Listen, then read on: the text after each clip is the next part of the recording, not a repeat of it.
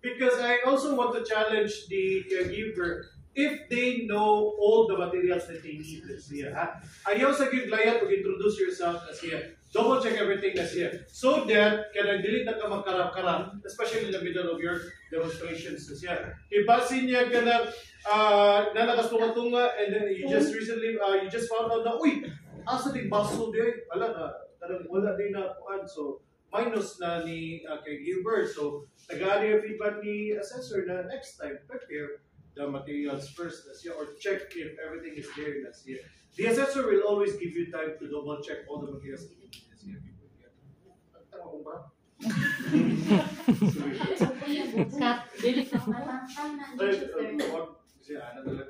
Anyway, so first thing you need to do is again start to introduce yourself in front of the assessor this year.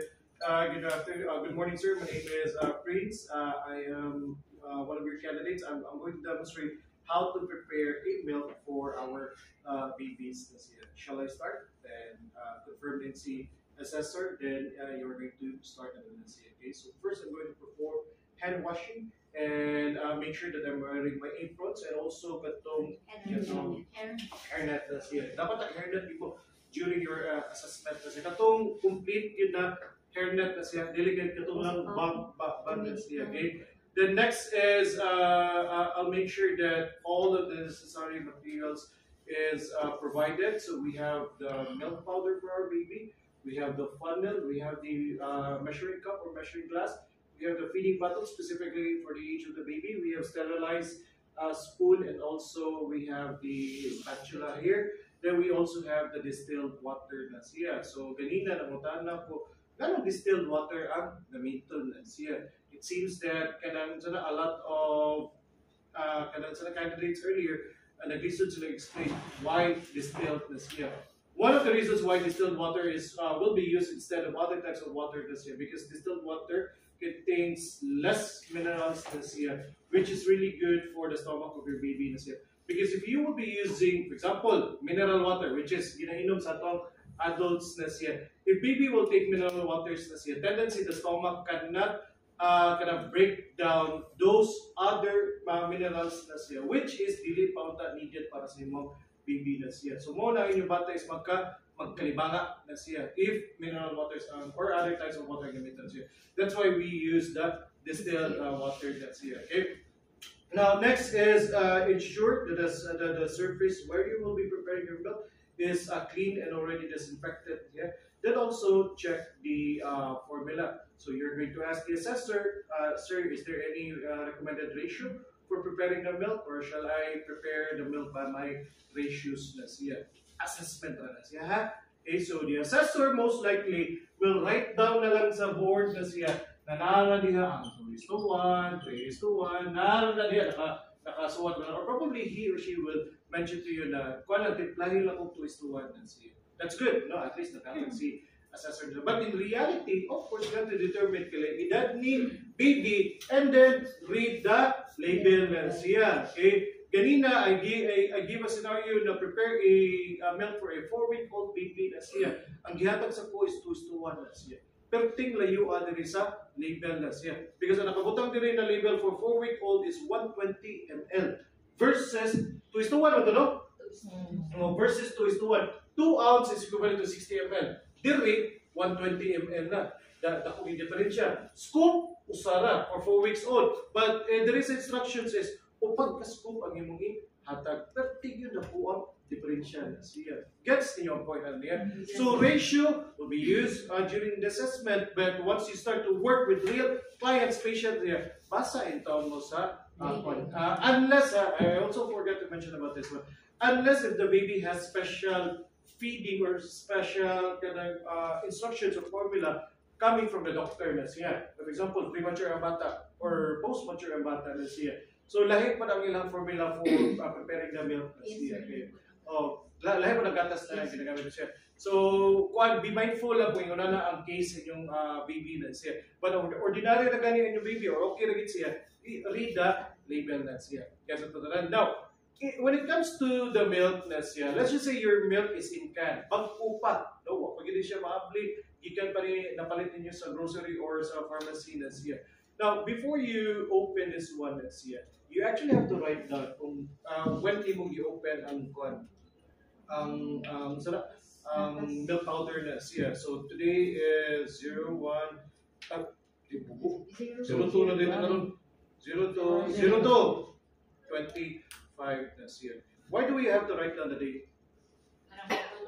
Para makabalo sa kung karon sa expire. No, it's kanang Kung karon na baby. Sorry. So, Kung karon sa siya gin-open gin-open and para makakuan ka pa kung karon sa mag-change. Kailangan na expiration, di ba, sir? siya expiration. Buto na to, next year Pag-open siya ba? I mean, pag-open siya. So, your point there is, Pag ma-open once we start to open it, na siya limited number of days na dapat i-consume or else. Okay, that's good. One point there na siya. Actually, tinood yung i-sulti na siya. One of the reasons why we write down the date na siya is for us to monitor kung ano to siya start to open and how long again pwede ang milk powder na siya. Okay. Once you start to open with this specific date na siya, you're actually only given 30 days for the milk powder to be consumed na siya. Pero di mo mag-all because in reality, kanino sa kalata, hindi ka after 30 days na siya. For those who are mothers, they know this, no? Na pinaglalaki ang ilang bata na siya. Kusog kibok, subsog, liwat sa amahan. Liwat din sa bahan. Liwat din sa bahan. Okay. So 30 days is a very long time. Sir, what happens to the milk powder if mulapas ng 30 days na siya? Imagine ang imagine ang Milo coffee na i-store ninyo glass na kwan. Kabantay mo lang sa sige ninyo open na siya. Moist will start to enter to the powders na siya. And when you notice ka na Milo o ka ng kape na siya, mura siya mag-accumulate or mura siya magtibugol na siya. The reason why na nagtibugol na siya because constantly naka-expose mo siya sa hangin and hangin is moist man, no? So ikaw sa sige ni mo ablian ni eventually magkahi na siya. Just like what happened right now sa kanina gatas na siya. Sa sige open ani niya 50 na tibok na gid ang imagine mo ni painom sa imo mo ni may tabo actually after 30 days na siya if ever way gamit ang milk powder na siya. But then again if you have real babies na siya di kini maabtan og kuan na 30 days na siya most likely ingon ning lata murag nara sa mga 3 days, 4 days, murag tingabot 1 week days. siya okay because ang recommended number of kanang feeding is naman sa diri in a day 4 times a day ang 1 to 2 weeks old siya. In a day, 5 times ang 3 to 4 weeks old. So, nara po check sa recommendation kung kapila na po ninyo i-feed ang baby na siya. So, eventually, di na po siya mapot of 30 days na siya. Now, when you start to open the cap na siya, actually notice that nakapadiha ang tin foil na siya. Sealing the milk powder. Making sure na walang ihangin nakalusot na siya. Kinabi, uban mo, aplian ni, no? And if ever constantly mo open, luwi kay milk powder. Pag imahalin, daot na siya. Okay? So, isil gina nila og tin foil na siya. Now, for opening the foil na siya, dapat half ra inyo pag-open na. Okay? Why only half na siya? The other half with the tin foil na siya will be used for placing your scoop na siya. Ara na nila mo ibutang ang scoop. Like, for example, hello? Sample. Okay? Kani tagtang naman ko na yung edges. Anyway, so once you cut the half of it na siya, so open diri is kanang na siya tin foil na siya. Just make an X. Pwede na mong kuwag knife na siya. Create a small X na siya. Okay? Kung sa'yo naa sa X na niya. The purpose of the X is diyan mo imutang ang imong scoop na siya. Ang sana kanang lawom sa scoop na siya, diyan mo i-place ang iyang X sa X na siya. Mura siya mula o kung sana siya na mulubong no sa X na siya. Why? Kung siya rasyonale na niya, sir, para dili mo magsigig sud sa inyong kamot looking for that scoop na siya. The more you place your hands inside, kanang sana kanang touching the powder na siya, the more po maka-moist ang powder na siya. Mo na makatibol-tibol po ng inyong gatas na siya. To prevent that one na siya, we have to make sure that the scoop is nalagay diha all the time, if not used na siya. But once you use it, grab lang the scoop, then start scooping it na siya. Okay? So, that's for the milk powder na siya in preparing the sa gatas itself na siya. Okay? So, Uy, ilong ko.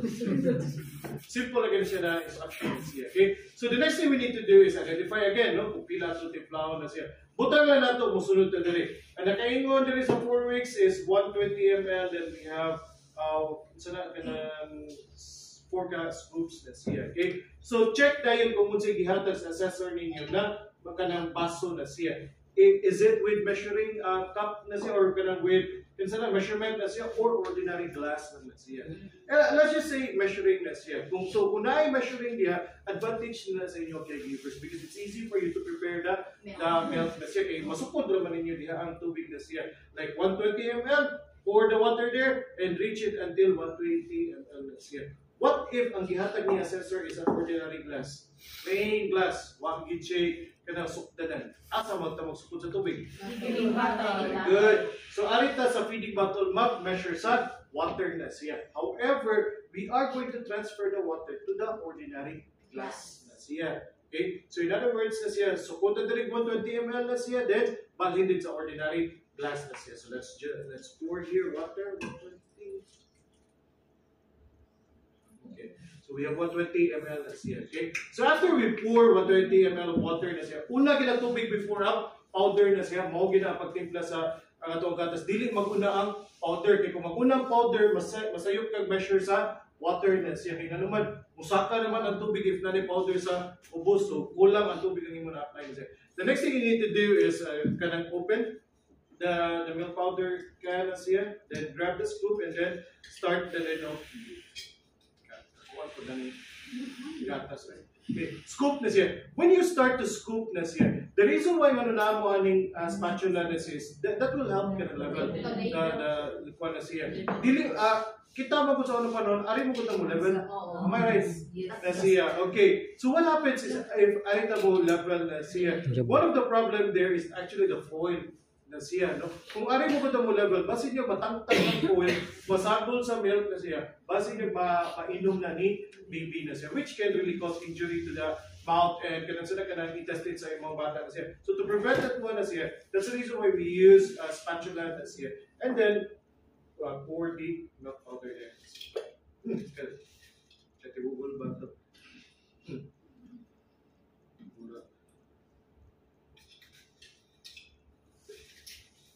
Sorry. Dagan kikibugol. Ikapilan.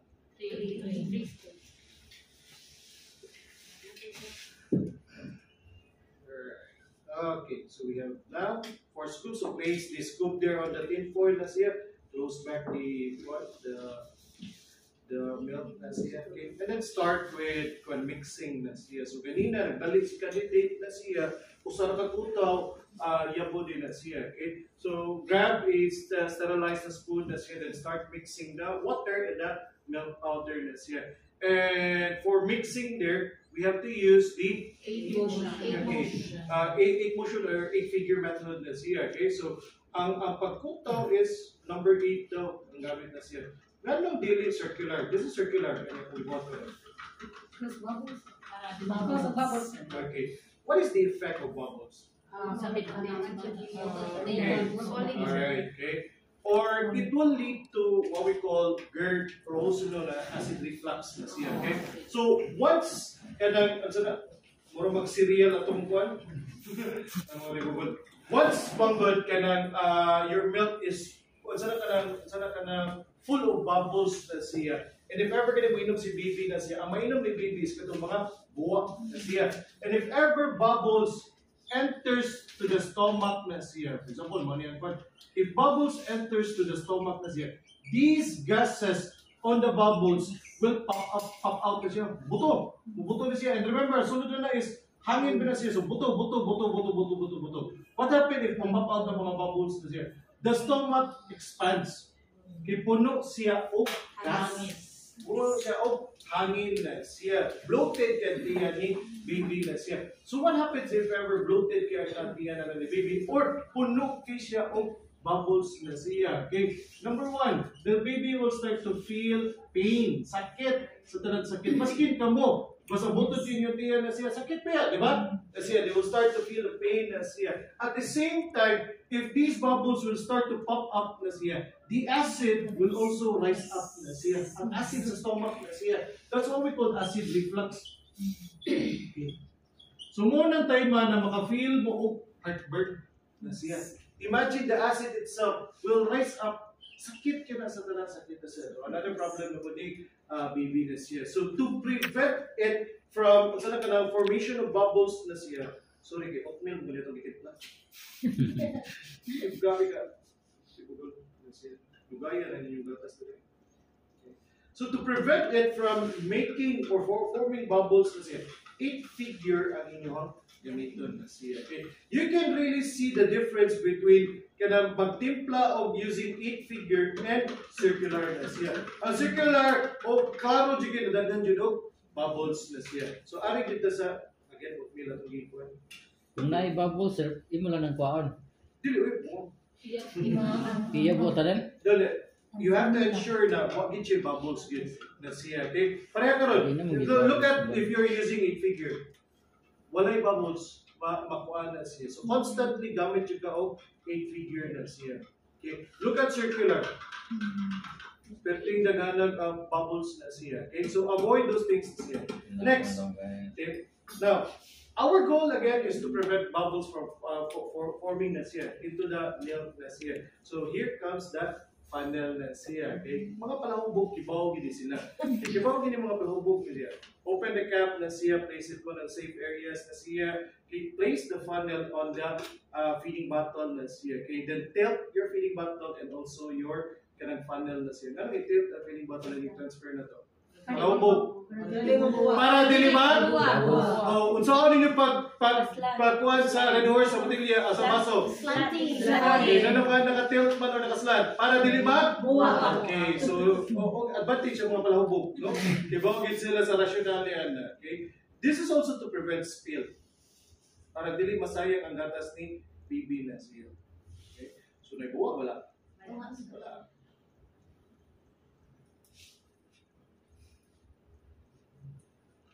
Okay.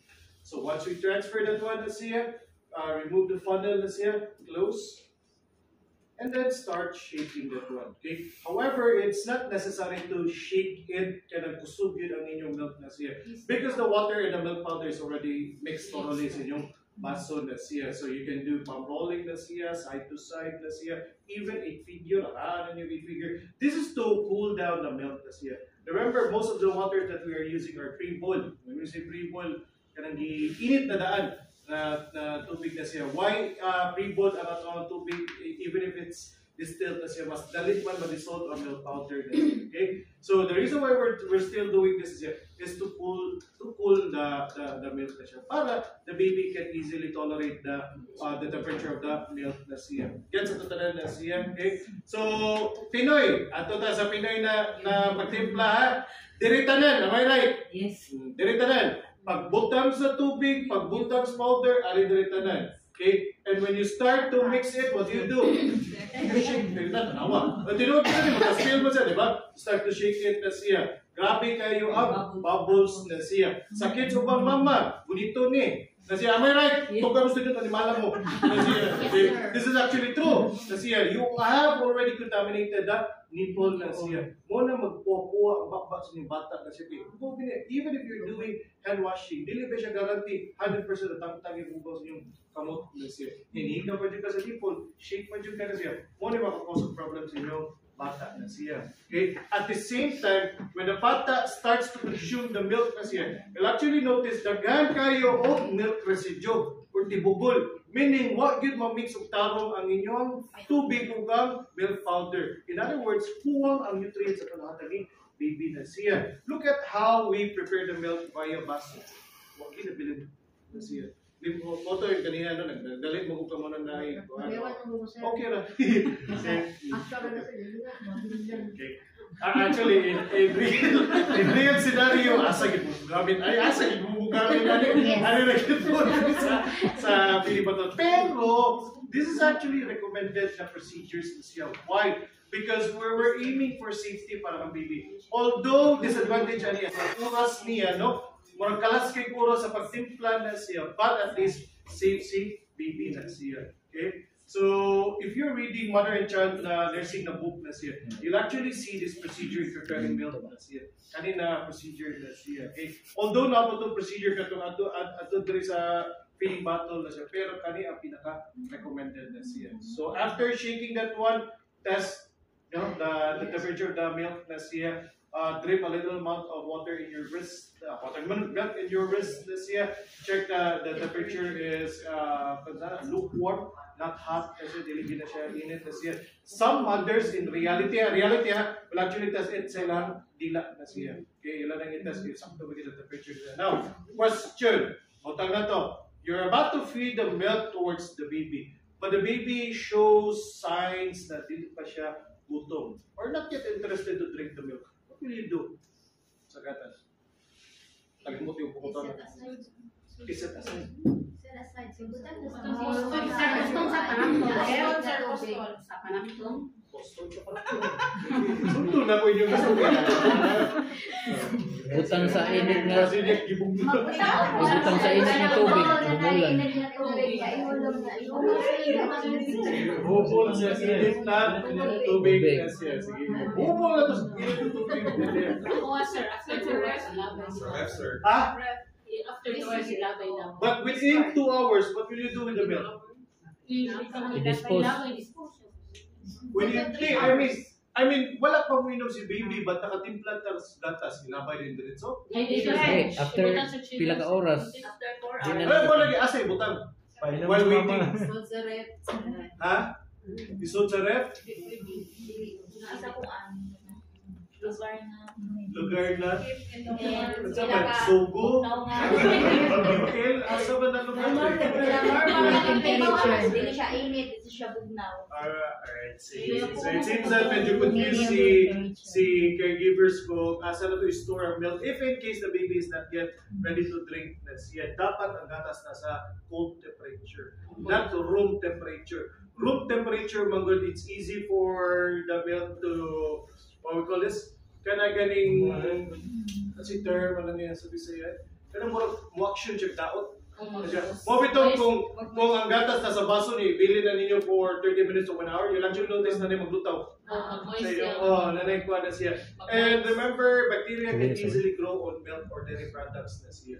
So we have to ensure that the milk itself is properly stored na siya. So adto na siya butang sa ref. Only up to 2 to 3 hours na siya. No? So ito ang tingonin niya, no? Na 2 to 3 hours. If after 2 to 3 hours, di pagyapon interesado si baby mo inom sa gatas, what tayo na choice? Ilabay din na. Ilabay na siya. Ay, in reality, there are actually some mothers we know. Na yung ba, ihatag sa iring. Kita mo ba na, no? Iparang mo sa iring. Yan, no? Ihatag sa mahal. Ha? Pwede. Saan ka sa kuwan? Okay na. Kaya mahal. Mahal. Ginawa ko. Kung kabalo mo, pilipresyoning nan. Ha? Murag madung na tuki actually ang mga nan karon na one day ka na below 1,000. Kuan man na sir, kanang ang gatas is for kanang siya. Ano gamit sila lactose.